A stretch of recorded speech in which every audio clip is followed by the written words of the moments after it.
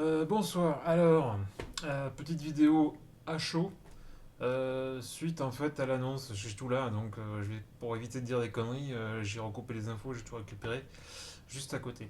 Donc, petite vidéo coup de gueule, mais bon, avec Nike, c'est un petit peu habituel maintenant. Donc, petite info ce matin, je me réveille tranquille et tout, je commence à relever les infos, les mails et tout ça. Et je vois petite communication de la part de EA Sports et donc la sortie de NBA 2K20 qui sort là, ou qui est déjà sorti, et une info très particulière en collaboration avec Nike concernant la sortie de Dipper en collaboration directe avec eux et uniquement avec eux en jouant sur le jeu. Pour la faire courte, je reprends le truc. Donc bien sûr, communiqué super ravi, content de l'accord qu'ils ont avec Nike et tout ça, ça marche super bien. Et donc la annonce de la LeBron 2K20, donc le coloris violet que je mets, alors c'est pas là, c'est là, voilà, non c'est là, c'est juste là. Ah là, voilà. Exclusif donc à l'application, enfin au jeu, exclusif donc à NBA 2K20. Alors, qu'en est-il exactement? Donc, en fait, la compétition commence maintenant. Petit explicatif donc de comment le truc va fonctionner. Donc, ce qu'ils appellent en fait les gamers exclusifs. Donc, on avait déjà les GR, les QS, les PE, et maintenant on a les gamers exclusives. Voilà, encore un truc en plus, tout va bien. Là-dessus, donc, après, le truc classique, il faut aller donc dans l'onglet My Player et donc créer un joueur. Ça, jusque-là, et lancer le mode carrière. Normal. Par contre, c'est là où ça commence un petit peu à chauffer.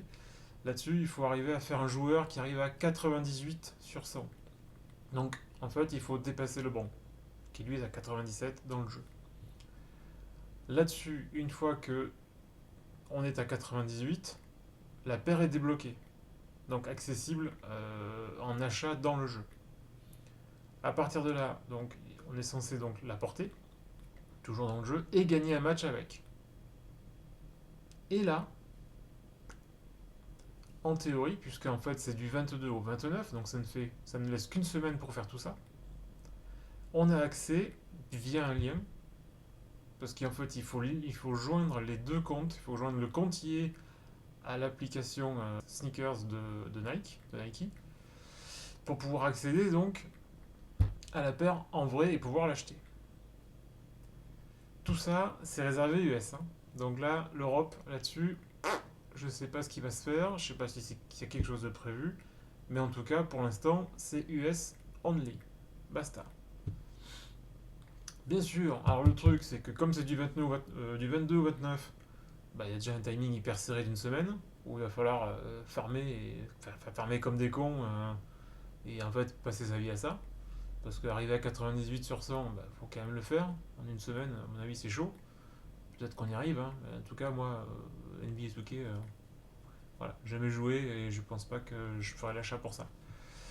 Et là-dessus, donc, comme la paire est disponible officiellement à partir du 29, bah, il faut se mettre sur les rangs parce que comme c'est une paire qui est limitée, si à mon avis tu arrives le 7 ou le 8 novembre, à mon avis ta paire tu l'as dans l'os. Voilà. Et donc ce système-là, qui se met en place donc à partir d'aujourd'hui, va être effectif pour 10 paires. Alors on ne sait pas si c'est 10 paires de LeBron ou s'il va y avoir du Kyrie, du Kevin Durant ou autre chose. En tout cas c'est un accord avec Nike, donc forcément ce sera avec des joueurs qui sont en contrat chez eux. Donc ça peut être du Paul George, ça peut être éventuellement du Westbrook. Allez savoir, là ça je sais pas. Mais dans tous les cas, ça va concerner 10 paires sur toute la saison NBA. Donc All-Star, Playoff compris.